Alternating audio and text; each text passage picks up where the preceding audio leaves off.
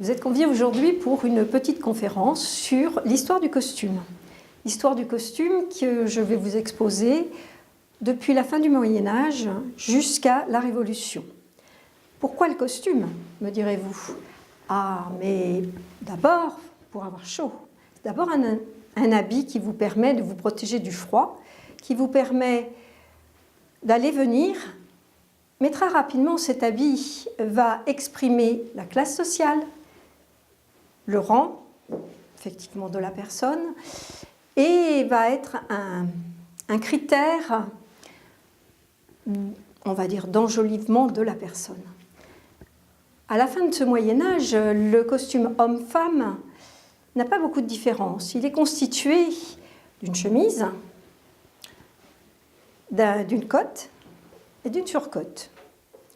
Très rapidement, la femme va avoir un costume qui va se rapprocher du corps et qui va avoir des manches plus ajustées, une longueur jusqu'au sol et un buste. Le haut de la robe va être beaucoup plus proche du buste, la taille va être marquée. Par contre, l'homme ne va pas avoir ce même changement. On va avoir un costume homme qui va rapidement évoluer et qui va permettre de différencier ces deux costumes, et on va avoir le costume qui va devenir caractéristique d'un sexe et de l'autre. Le costume homme va donc avoir cette robe qui va raccourcir pour devenir une veste. Dessous, nous aurons un genre de caleçon et un genre de jupe, on va dire. Tout ça porté sur la chemise. Cette veste va donc avoir des longueurs qui vont devenir fort courtes et donc complètement laisser apparente cette sorte de jupe qui rapidement deviendra une jupe plutôt bouffante, plutôt un peu comme les culottes des enfants au XIXe siècle, voire début du XXe. Petite culotte bouffante portée sur un caleçon qui va devenir de plus en plus collant. Et en même temps, ce costume va permettre de voir un petit peu si nous avons affaire à une personne riche ou pauvre. Et oui, il sera de coutume de montrer sa richesse. Mais comment allons-nous faire pour montrer la richesse? Bien sûr, par le tissu utilisé, mais également par la chemise du dessous. Car si vous avez une jolie chemise en dessous, c'est que vous avez de l'argent. Bien sûr, vous avez dessus un costume qui va être en velours, de soie certainement. Des vêtements qui vont être avec des tissus tissés d'or et d'argent peut-être. Bon, évidemment, ce n'est pas à la portée de tout le monde. Mais on va surtout regarder cette évolution du costume bourgeois, voire noble, voire même royal. Donc, si l'on veut montrer sa chemise, comment allons-nous faire? Nous n'allons pas marcher en chemise dans la rue quand même. Eh bien, une mode au XVIe venue d'Allemagne va nous donner une solution. Et oui, un monsieur a eu l'idée d'entailler le tissu de son pourpoint, enfin de sa veste, un petit peu comme les jeans d'aujourd'hui. On a de superbes trous au niveau des genoux. Eh bien là, c'est sur tout le corps du vêtement. On va donc faire des entailles, ce qui va permettre de faire sortir par l'entaille, que l'on appellera des crevés, de faire sortir sa chemise. Et si la chemise est en soie, la belle aubaine, nous la montrons à tout le monde. C'est une solution pour montrer sa chemise du dessous. Une autre arrivera très vite. Et oui, si nous avons une chemise en dessous, elle sera peut-être brodée, voire très rapidement portera de la dentelle. Car c'est l'époque également, ce fameux XVIe, de l'arrivée de la dentelle. Et qui dit dentelle dit richesse, car tout le monde ne sait pas faire de la dentelle. Et cette dentelle va être faite par des gens, nous oserons dire des petites gens qui ne gagneront pas grand-chose, mais certains la vendront très cher.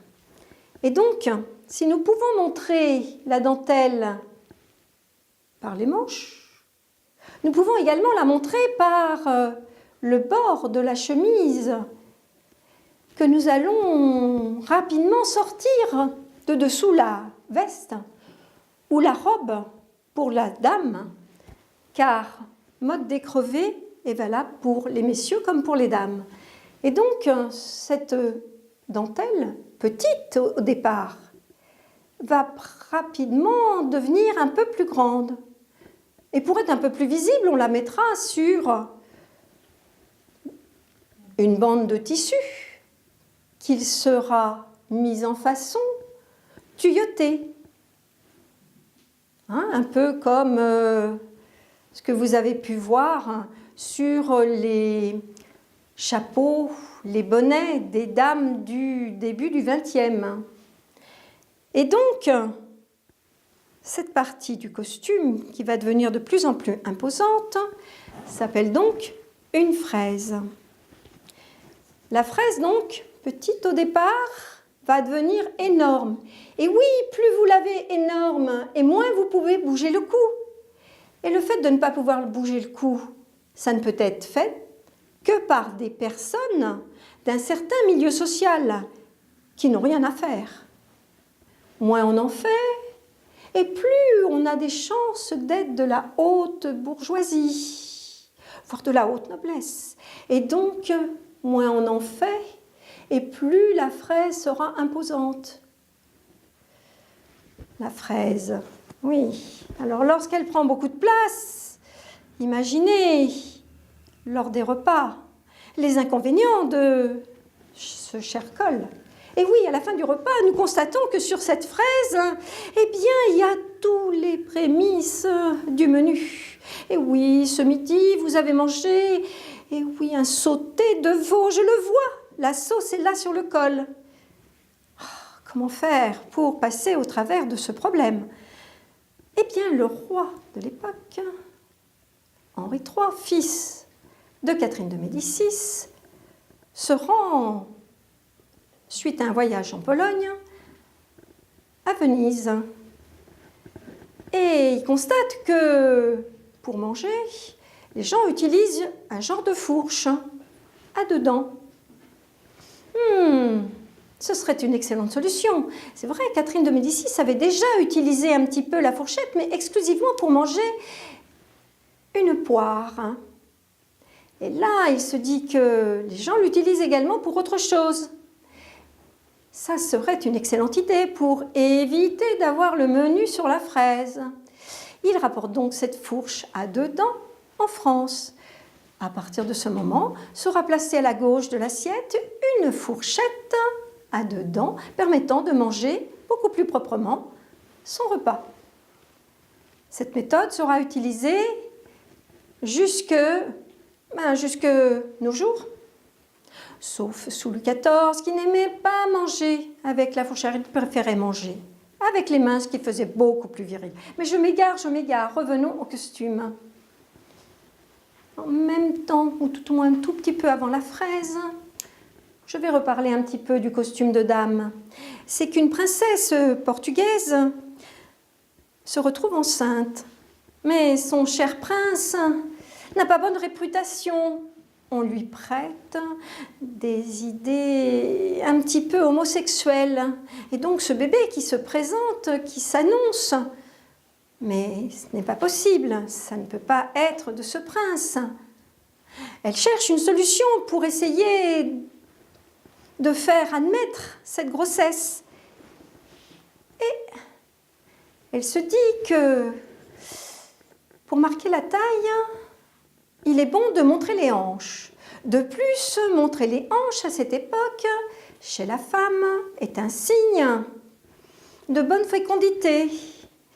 Donc, elle a l'idée de placer sous sa jupe un genre de boudin que l'on appellera un vertugadin, protecteur de la vertu, et qui va donc relever légèrement la jupe pour former un petit peu les hanches beaucoup plus épaisses et donc affiner la taille. Et la bonne aubaine, toutes les copines trouveront que cette idée est excellente. Mon Dieu, nouvelle mode, le vertugadin est le début de tous nos faux culs. Et oui, vous êtes bien d'accord avec moi, ce ne sont pas des vrais culs ceux-là. Tous ces faux culs qui auront lieu jusqu'à la fin du 19e. Le vertugadin ainsi posé, les hanches ainsi marquées, la taille affinée, le regard se porte donc sur les hanches et non plus sur le petit ventre de la dame. L'affaire est faite, sauf que sa fille ne sera jamais acceptée. Elle n'a pas néanmoins trouvé la bonne solution pour faire passer cette grossesse. Le temps passe. Nous sommes avec nos horribles fraises, mais le XVIIe siècle arrive. Et là, les fraises énormes, la dentelle prenant le pas, on se retrouve avec des grands cols de dentelle que l'on est obligé de soutenir avec une carcasse métallique, car sinon tout s'écroule, vous êtes bien d'accord. Et donc, la dentelle et des grands cols de dentelle. L'emploi apparaît néanmoins, ce qui permettra de supprimer la carcasse métallique. Mais ces cols étant vraiment démesurés, on les laisse retomber. Et on arrive sur de grands cols, comme on peut les connaître à l'époque actuelle. Nous, ils sont tout petits, mais grands cols qui retombent sur les épaules. Nous gardons la dentelle et ce col. Pour vous fixer un petit peu les idées, pensez aux mousquetaires. Ils avaient de grands cols. On mettait un petit peu de dentelle devant, un petit jabot. Ils avaient une veste. Ils avaient déjà les prémices du pantalon, qui s'arrêtaient aux genoux. Mais pas grave, ils portaient des grandes bottes. Et on rajoutait un petit peu de dentelle sur le bord des bottes, un petit peu au niveau des manches. Et oui, les crevés ont disparu, mais les manches, avec énormément de dentelle, montrent quand même la richesse. On est donc début du XVIIe. La mode de l'homme commence à s'affirmer. La mode de la femme, elle ne change guère. On a bien sûr des robes un petit peu plus décolletées, un cou carré, un cou rond, une petite traîne. Cette robe est portée sur 3 jupons, dont un est visible parce que le manteau de robe, donc la robe de dessus, est ouvert devant et permet de montrer la jupe. Les dames, elles, ne vont pas à la chasse, quoique, de temps en temps, ces rois, comme ce bon Louis XIV, parce que nous sommes sous son règne, vont à la chasse. Les dames se sont obligées d'accompagner. Bien sûr, elles ne vont pas chasser, elles sont en robe. Le costume de chasse n'est pas encore arrivé. La monte à l'Amazone, n'en parlons pas. Donc elles sont dans les carrosses et parfois, néanmoins, se permettent de monter à cheval. Et là, une des maîtresses de Louis XIV, je dirais une de ses nombreuses maîtresses, Mademoiselle de Fontanges, lors d'une chevauchée à côté du roi, se prend la mèche dans une branche. Oh, scandale! Elle se trouve décoiffée. Comment faire? Elle va rapidement prendre un ruban, attacher la mèche des cheveux. L'affaire est faite. Toutes ses copines trouvent ça génial. La coiffure à la Fontange est née. C'est une coiffure qui va donc utiliser des rubans. Les prémices, c'était le petit nœud dans les cheveux, mais évidemment, également de la dentelle. Elles vont devenir tellement hautes qu'on va les monter sur des armatures métalliques. Pas grave, il suffira de faire un petit chignon sur le dessus de la tête, prendre l'armature métallique, et là, pas de problème, la coiffe tiendra très bien dans les cheveux. Moi, cette petite coiffe là, montée sur une armature métallique, c'est mon interprétation personnelle, mais je trouve qu'elle me fait penser aux coiffes bretonnes. Ne serait-ce pas les prémices d'une coiffure bretonne? Mais ce n'est que mon interprétation. Donc, si on regarde bien, sous l'époque de Louis XIV, le costume des dames va évoluer parce que chaque maîtresse va vouloir mettre son grain de sel dans l'histoire. Et donc, chacune va vouloir faire avancer et marquer donc cette mode.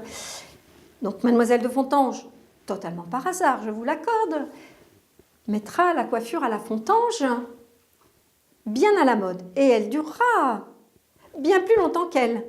Si elle rapidement est passée de l'autre côté, bon, je pense que d'autres maîtresses l'ont un peu aidée. La coiffure persistera encore quelques dizaines d'années. La robe, eh bien, une des maîtresses du roi, fort connue, Madame de Montespan, va faire évoluer l'histoire. Sauf, gros problème, cette maîtresse est un peu systématiquement toujours enceinte. Qu'à cela ne tienne, elle va créer un peu la robe de femme enceinte.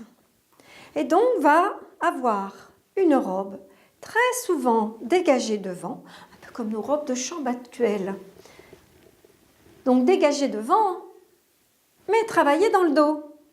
Et dans le dos, on y trouvera 2 plis fort compliqués qu'un peintre de l'époque aimait particulièrement poser sur ses tableaux. Monsieur Watteau.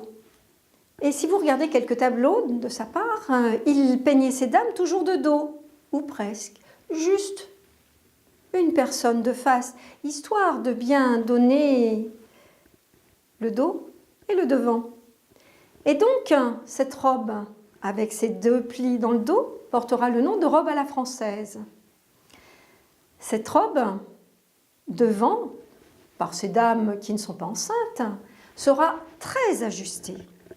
Un lassage spécial sous les plis permettra d'ajuster cette robe.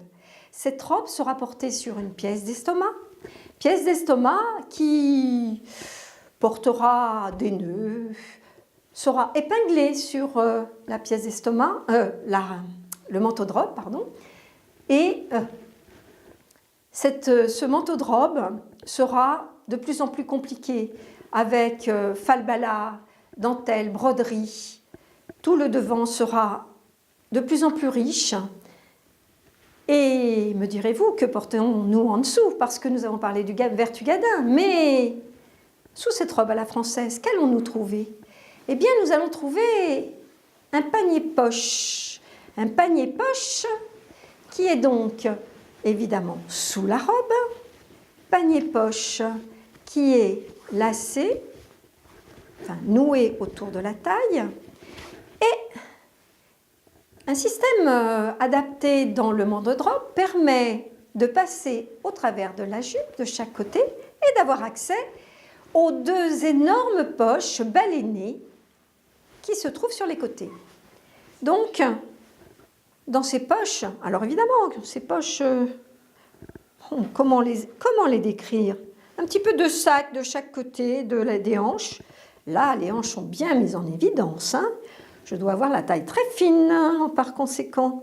Et dans ces poches, eh bien, on y met les clés. Qu'à cette époque, les clés sont tellement grosses. La bourse. Et puis, peut-être le flacon de sel. Parce qu'il ne faut pas oublier que sous les vêtements, il n'y a pas que les paniers ou les vertugadins. Il y a également les corsets. Alors, corsets qui, au XVIIe, vont être balénés devant, balénés derrière, montrés légèrement. Mais devant, vont porter un busc en bois, c'est-à-dire une petite planchette qui sera glissée dans une poche à l'intérieur du corset, en plein milieu, là au niveau du sternum, et qui permettra d'avoir l'attitude qu'il faut.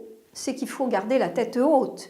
Donc, pour garder la tête haute, avoir le dos bien fait, c'est qu'il n'y a plus les fraises pour vous tenir la tête en l'air. Donc, en gardant le dos bien tenu, on a l'attitude qu'il faut.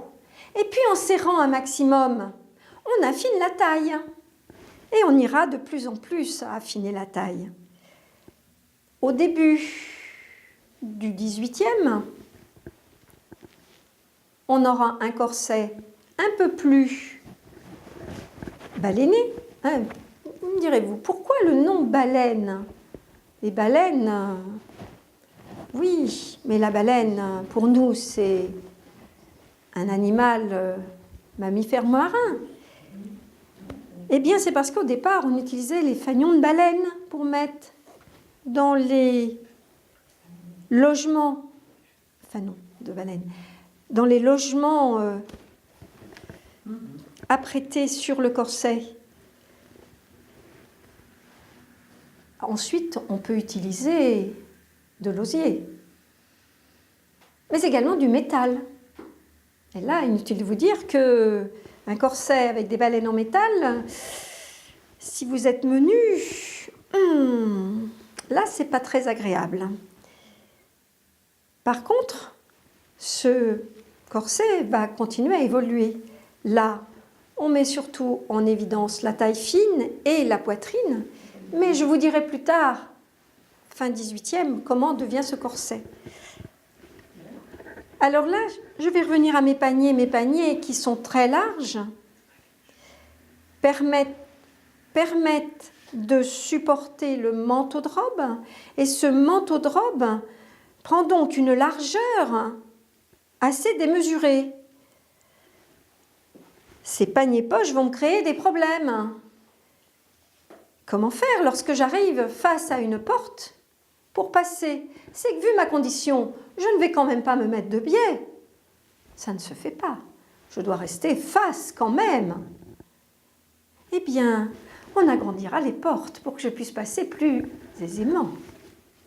Portes à la française dans les châteaux permettent de passer avec les paniers poches.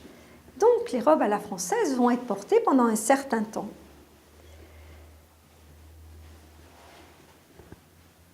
Donc là, nous avons parlé donc de la robe à la française. Je vais revenir un petit peu sur le costume homme. Car notre cher Louis XIV aimait, comme beaucoup d'hommes depuis le XVIe, donc XVIe et XVIIe, aimait se montrer. C'est que non seulement il fallait montrer sa fortune, mais un homme devait aussi montrer sa puissance. François Ier, très grand, d'instinct, montrait sa puissance. Pour montrer son côté viril, gardera la barbe, voire même va se tondre la tête. Il aura, comme je l'ai expliqué tout à l'heure, jupe courte et mollet bien fait dans son collant très apprêté. Ce qui ne plaira pas à l'Espagne, car François Ier utilise des couleurs claires et du rouge. L'Espagne trouve que ça fait plus viril d'utiliser du noir. Le port de tête maintenu par la fraise, le noir, ils vont avoir un port de tête très altier et donc vont imposer leur virilité. Les temps passent et on arrive donc à Louis XIV qui lui va vouloir être plus grand, plus large, plus imposant, va revenir à des couleurs très prononcées comme le rouge, l'or, va donc porter pour être grand des chapeaux assez importants, chapeaux portant plumes, plumes d'autruche, ce sont les plus grandes. Pour se grandir encore, va mettre des talons à ses chaussures, talons toujours rouges, et pour être plus large, va souvent avoir une canne à la main. Et son costume, me direz-vous? Eh bien, il est constitué d'une veste courte. Et oui, on continue à montrer sa chemise. Les manches permettent de montrer la chemise également, car il a des volants de dentelle très très importants aux manches. On montre sa chemise par le devant, par le dos, par les manches, et on va montrer son mollet, puisqu'il va porter ce que l'on appelle une ringrave. Ringrave. Alors, comment vous expliquer ce nom un peu bizarre? Ringrave, en fin de compte, ça provient d'un mot allemand qui veut dire prince du Rhin. Le prince du Rhin avait amené par la Hollande une mode de jupe-culotte, dirons-nous. Donc la culotte bouffante que l'on portait un petit peu avant, plus une jupe par-dessus, va donner la ringrave. Mais en plus, Louis XIV va vouloir montrer sa propre garde-robe, va monter un peu sa propre mode, et donc cette ringrave et cette veste vont s'enrubanner de tous les côtés.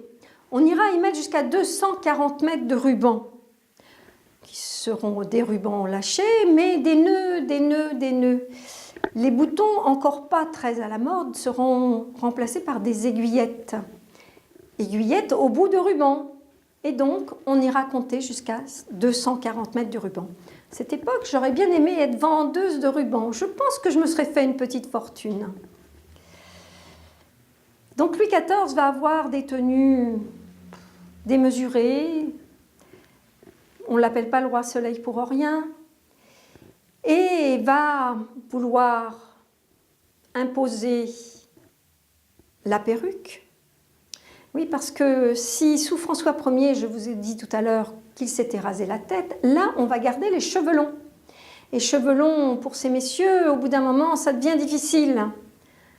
Donc, on va être perruqué. Et les perruques de Louis XIV vont être non seulement très hautes, mais très longues. Cette mode des perruques va durer jusqu'à la fin du XVIIIe.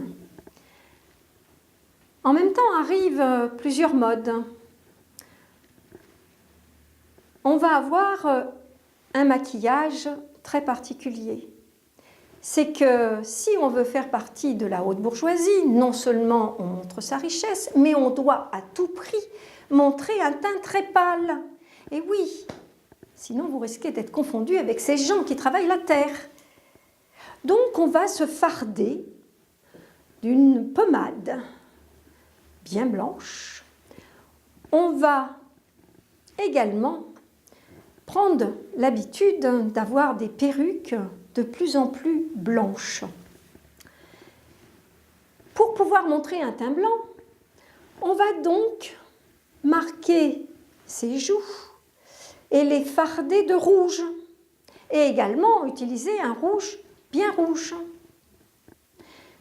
C'est que cette différence par rapport au teint blanc montre encore plus le teint, accentue le teint blanc.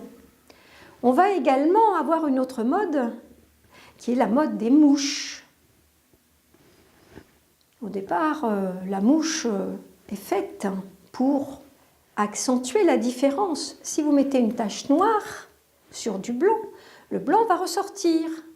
Encore un moyen pour faire ressortir son teint pâle. Bon, ensuite, les mouches, on va en trouver partout. Et oui, on en profite, on cache un petit peu ses imperfections en même temps. C'est que la petite vérole a fait des dégâts. Hein. Donc, on se retrouve le teint pâle, la perruque, la ringrave. L'homme va porter cette tenue et tous les courtisans vont vouloir copier le roi. Mais toutes ces tenues dans des tissus très riches, avec ces centaines de mètres de ruban, ces dentelles à n'en plus finir, coûtent énormément d'argent. On essaie de faire prendre conscience au roi que ces dépenses vont l'entraîner à une perte certaine. Donc il va petit à petit adopter un costume beaucoup plus simple. En plus, venant d'Angleterre, arrive une mode costume 3 pièces. Oui, costume 3 pièces, tel que vous le connaissez à l'heure actuelle, composé d'une veste, d'un gilet, d'un pantalon. Eh bien, c'est à partir de ce moment-là que le costume d'homme va se fixer dans le temps et être composé du pantalon, du gilet et de la veste. Et encore maintenant, si vous avez une très grande cérémonie, vous porterez le costume 3 pièces. Les dames, pendant ce temps-là, portent la robe à la française. La robe à la française, mais également d'autres petites tenues, comme jupe et caraco. C'est qu'à cette époque, il est bon également de ne pas se laver. Et oui, un médecin a trouvé que par les pores de la peau, les microbes peuvent rentrer. Donc moins on met la peau en contact avec l'eau, et plus on a de chances de passer au travers des maladies. Oui, mais quand même, ne pas se laver, qu'à cela ne tienne. Nous allons faire une toilette sèche. Toilette sèche. Nous allons changer, nous, grands bourgeois, jusqu'à 7 fois par jour nos tenues. C'est pas difficile, hein. Tenue du matin, composée donc d'une jupe et d'un caraco. Je parle des dames, bien sûr. Ensuite, nous mettrons, oui, pour aller à la chasse, une petite tenue de chasse composée d'une jupe brodée devant et de la veste assortie, également brodée. Deuxième tenue.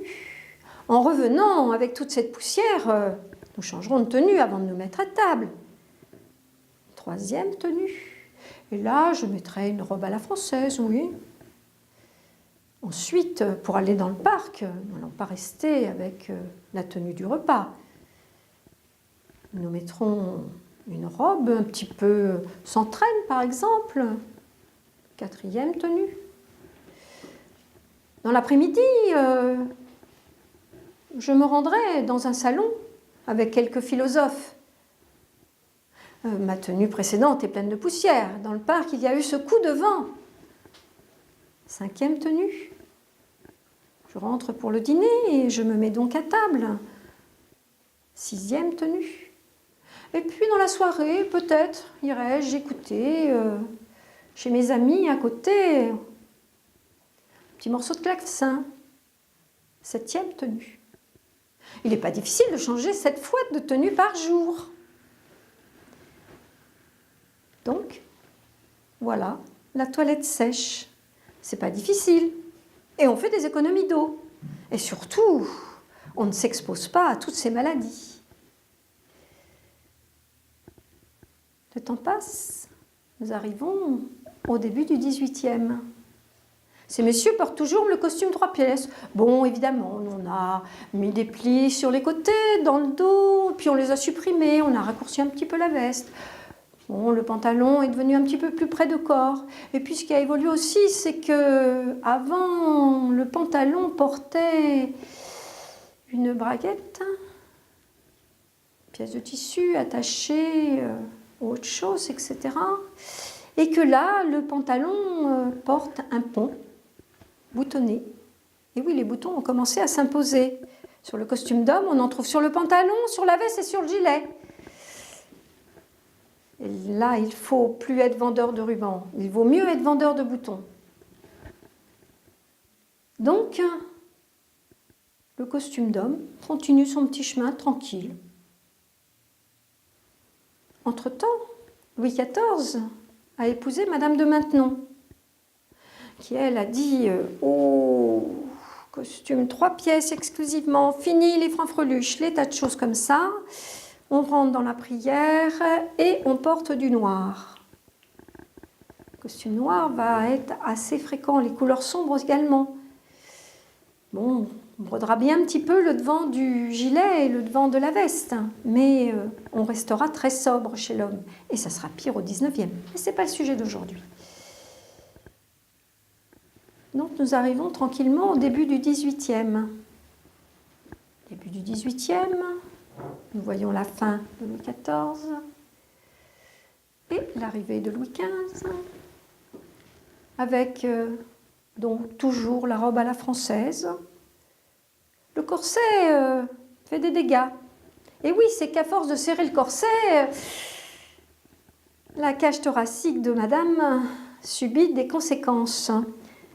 Et on constatera même sur certains cadavres que la dernière côte ne se développerait pas. Et oui, on serrait au niveau de la taille. Donc, la cage thoracique, oui, mais la taille était fine. Et les hanches continuaient à être marquées, car la mode évoluant, on va passer panier-poche, mais on va mettre également, à la place du panier-poche, un petit coussin qui permettra juste d'accentuer les hanches et les fesses de madame, mais permettra quand même d'avoir la taille plus fine. Nos amis les Anglais n'aimaient pas cette robe à la française. Qu'à cela ne tienne, ils vont simplifier l'histoire, ils vont supprimer ce pli que l'on appellera au 19e le pli à la Watteau. Oui, je vous ai expliqué tout à l'heure. Watteau les peignait de dos. C'était facile de lui donner un nom à ce pli. Ils vont donc supprimer le pli à la Watteau du dos de la robe à la française. Nous allons donc obtenir un dos ajusté. Et devant, ils vont garder la pièce d'estomac, le manteau de robe accroché.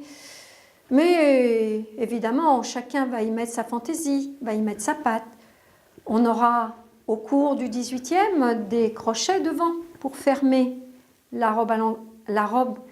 Et oui, j'allais lâcher le mot. Ben oui, cette robe mise au point par les Anglais, ce ne sera pas difficile de la baptiser. Nous l'appellerons la robe à l'anglaise.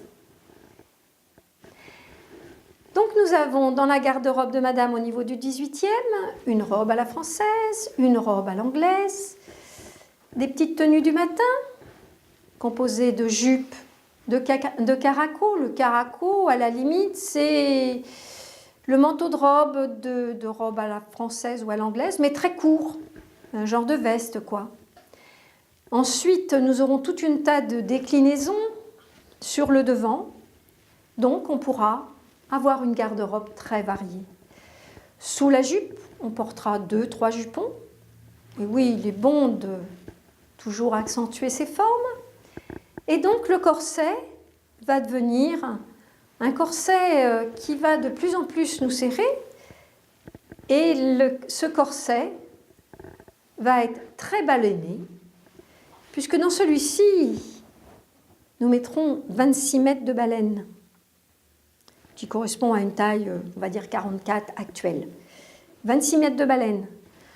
Oui, marchand de boutons, marchand de baleines également. Je pense que là, on peut commencer à gagner de l'argent. Néanmoins, ce corset qui vous tient et vous maintient le dos, qui vous tient devant et qui vous tient derrière, est très agréable à porter, même si la taille est bien serrée. Comme c'est une habitude depuis tout petit, on ne va pas s'en plaindre. C'est que depuis enfant, les dames portent le corset. Bébé, ce sera un corset cordé. Et puis plus il grandira, plus le cordage sera remplacé par ces fameuses baleines, en osier ou en métal. Ou comme là, de la baleine-baleine. De baleines. On aura au 18e une personne qui va se régaler avec la mode. Cette personne, c'est Marie-Antoinette. Si son cher roi est très discret, elle, qui pourtant est d'une éducation très réservée, d'un milieu social très élevé, mais où on fait attention à chaque sou dépensé. Lorsqu'elle arrivera en France, toute jeunette qu'elle est, Les corporations, les différentes corporations, que ce soit les soieries de Lyon ou les dentelles, on lui tombait dessus en disant « il serait bon de porter des robes en soie parce que c'est bon pour le commerce, vous êtes quand même la représentante de la France ». Et puis les autres diront « oui, mais avec beaucoup de dentelles, car c'est bon pour la France ». Et puis très largement brodé, c'est bon pour la France.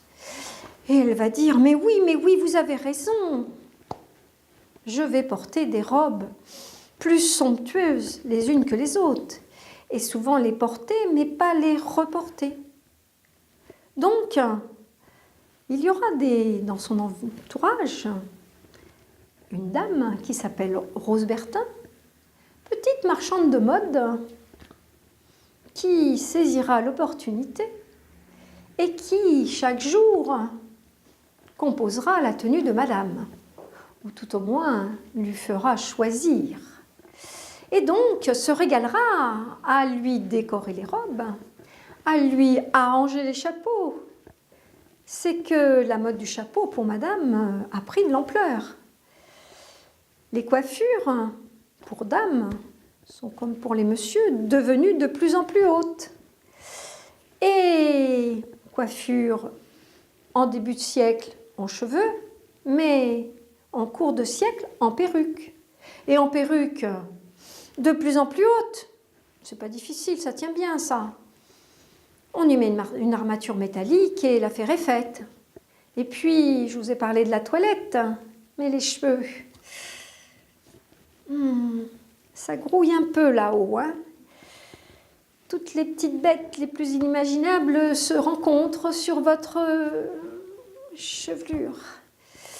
Et donc, la perruque, pour tenir avec toute cette graisse qu'on y met dedans et cette armature métallique, c'est pas facile de nettoyer ça. Donc, là, je ne voudrais pas être à cette époque parce que c'est pas très, très réjouissant. Mais c'est pas grave.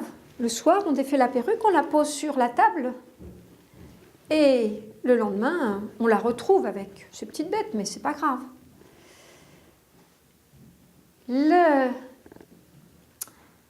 Une mode à cette époque existe également sur Bordeaux.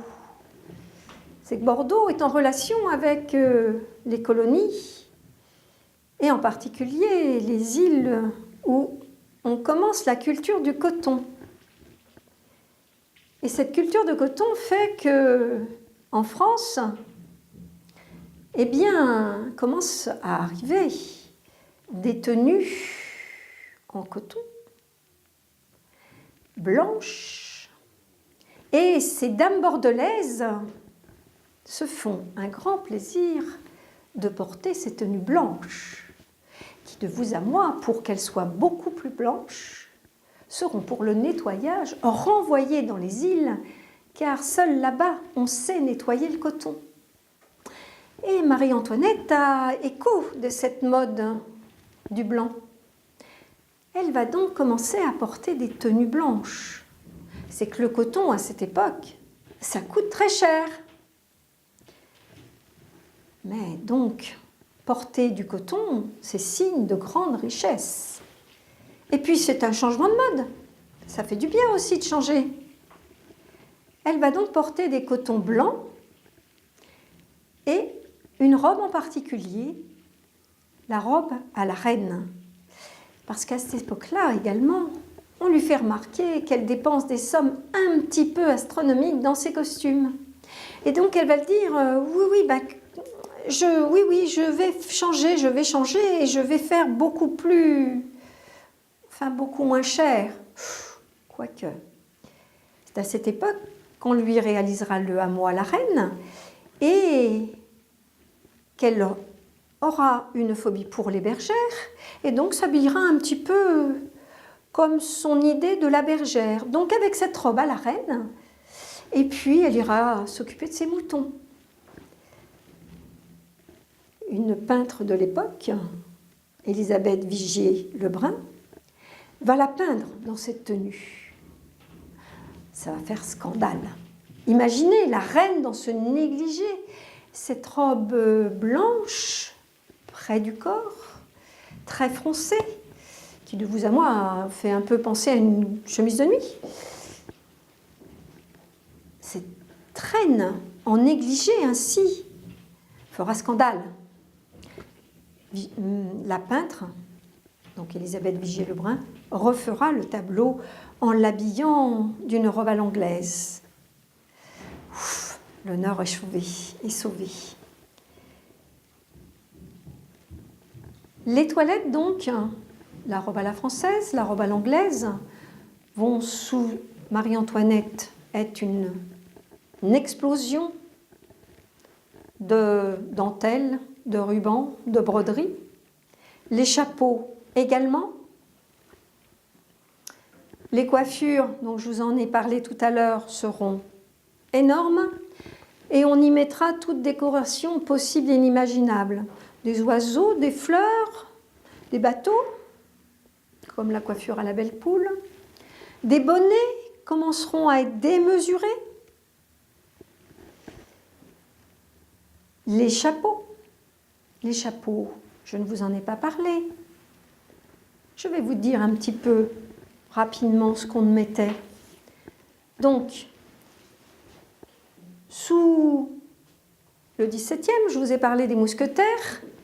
Les mousquetaires portaient le tricorne. Celui-ci est un petit tricorne, donc chapeau bombé, le bord relevé en 3 morceaux. Des plumes, là, c'est une toute petite plume d'autruche. On utilisera des grandes plumes d'autruche. Pour les dames, bon, elles veulent copier un peu l'homme, elles essaieront de porter le tricorne, mais en grande majorité porteront des petits tricornes. La femme au cours du temps va avoir son petit bonnet, mais portera des petits chapeaux un petit peu comme des galettes, un petit peu comme des petits chapeaux niçois. Donc plats, avec un fond légèrement surélevé, garni ou pas, suivant la condition, la tenue, de rubans, de falbalas, de fleurs. Chapeau qui sera porté en biais, noué dans le cou. Et donc, ces petits chapeaux protégeront du soleil, seront donc portés à l'extérieur. Mais on pourra avoir des chapeaux, même genre, mais sans ruban, portés toujours en biais, sur des coiffures montées. De grands chapeaux que l'on appellera des bergères, qui seront mis en forme.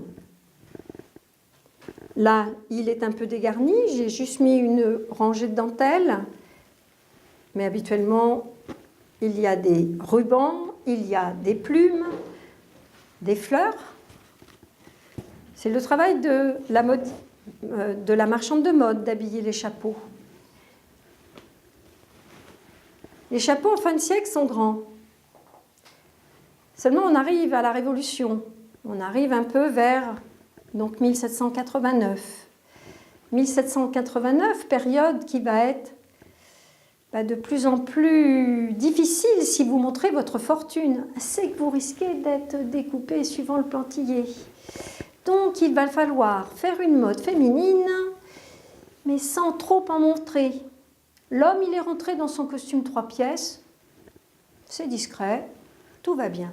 Mais la femme, avec cette habitude de porter des tenues de plus en plus chargées, eh bien, va essayer de porter la robe moins brodée, toujours avec quelques falbalas, mais pas trop.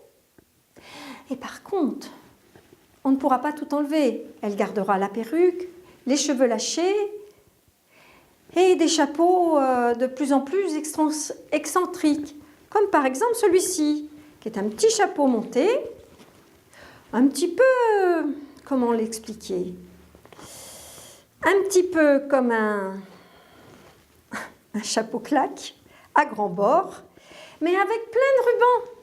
Regardez si c'est rigolo ça. Et ça fait partie d'un style de chapeau qui sera porté, parce qu'il faut bien un petit peu de fantaisie dans la tenue féminine. Et c'est sur ce petit chapeau un peu rigolo que je termine mon exposé sur le costume européen sur cette petite période, résumé en très peu de temps. Alors bien sûr, je n'ai pas donné tous les détails, mais à vous de chercher. Voilà, merci. Des questions? Alors, vous avez parlé tout à l'heure d'une modiste oui. de la maîtresse de Louis XIV. Est-ce que, comme on a gardé le nom de grand jardinier, on a gardé le nom, voilà, c'était Rosberta. Est-ce qu'il y a d'autres grands couturiers qui sont restés de cette époque? Alors, il y a le coiffeur, Léonard. Puis après, le coiffeur, chapeau. Comme la marchande de mode fait un peu tout, donc tout... Il n'est pas resté de grands noms comme le nôtre pour les jardiniers, par exemple? Ah si, mais en ce qui concerne la mode, non. Enfin, pas à ma connaissance. Mais je suis pas... Voilà. Je ne connais pas tout non plus. Des grands couturiers, c'est ça? Oui, grands couturiers, non, parce que alors, à toute cette époque, chaque activité était parfaitement définie par des lois, des textes. Donc, le tailleur devait faire l'habit d'homme, etc. Pouvait faire l'habit de la femme, mais également la couturière faisait donc l'habit de la femme, la marchande de mode, qui était au départ la femme du marchand de mode. Le marchand de mode, c'était celui qui vendait tous les petits éléments, le ruban, les petites fleurs, les dentelles, tout ce qui venait pour agrémenter le costume. La couturière n'avait pas le droit de faire la décoration de la robe. Elle se contentait de faire la robe. Et c'était la marchande de mode qui prenait la suite pour décorer la robe. Chaque métier était défini comme ça. Ça, je le présentais là. Donc, chaque métier défini, celui qui fait les fleurs va avoir... tout est défini par des lois et des textes, par le roi. Voilà. Après, des grands noms, là, non, il ne m'en vient pas à l'idée. Il devait bien y avoir un tailleur pour le roi ou pour la reine, mais là, non, il n'y a pas. Vous avez parlé donc des costumes des grands de ce monde, de l'époque. Au niveau des paysans, il n'y a pratiquement pas eu d'évolution, ou est-ce que ça a beaucoup bougé? Non. Le costume de paysan, enfin, pour la femme, on va dire, jupe, caraco, en dessous un corset, mais souvent un corset cordé, et non pas baleiné rigide. Cordé, parce qu'il faut bien qu'elle puisse se plier dans tous les sens. Hein, c'est pour les grands de ce monde, enfin de ce monde-là, on n'a pas le droit de bouger, quoi, en fin de compte. Mais ça va rester comme ça. Ça va être un costume simple. Et puis pour l'homme, pareil, ça va être le costume composé de la chemise, de la veste et du pantalon. Autre chose? Non. Alors, là, ils sont courts. Toujours, là, oui, là, c'est plutôt court. Mais pour la campagne, ce n'est pas forcément court. Alors, ça va dépendre de l'activité de la personne. Oui, parce que je ne vois pas les paysans. Si, ils en avaient aussi. Je sais pas. Si, vous avez les hautes choses. Les bonbonnières. Ils avaient les hautes choses. Les hautes choses, à la limite, c'est comme si c'est un gros caleçon, quoi. Par-dessus, vous avez les braies, qui se trouvent être comme un pantalon large resserré en bas. Et à partir de ça, vous vous adaptez en fonction de l'activité de la personne. Et ça dure tout le temps.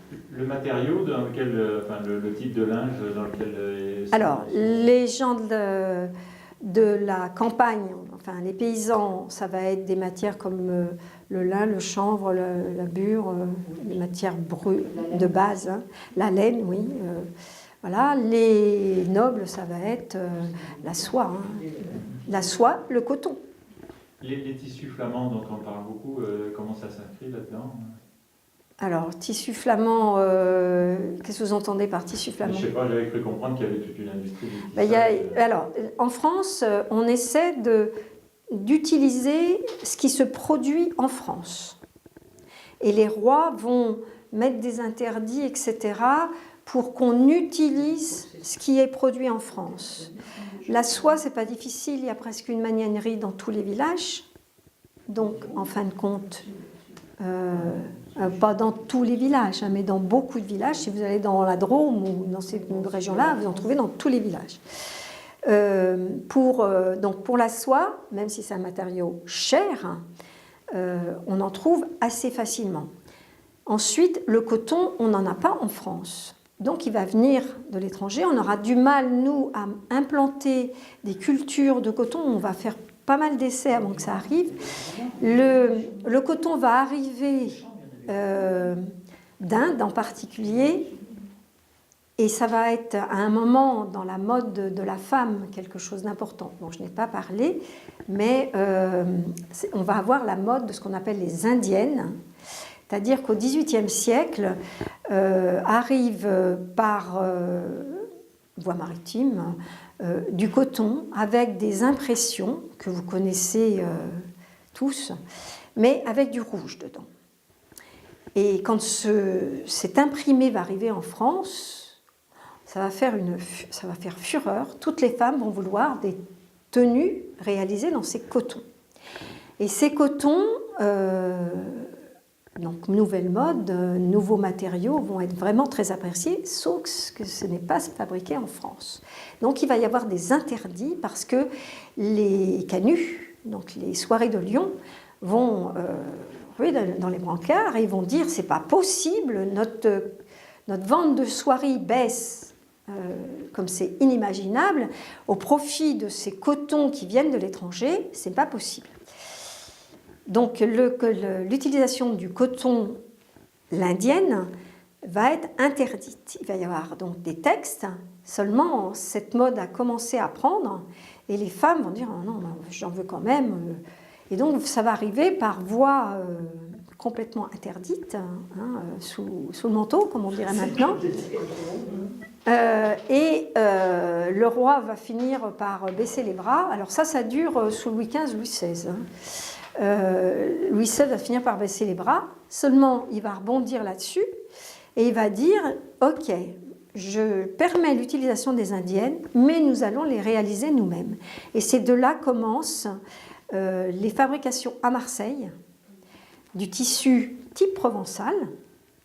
Et donc, on va avoir l'arrivée de ces cotonnades qu'on connaît bien.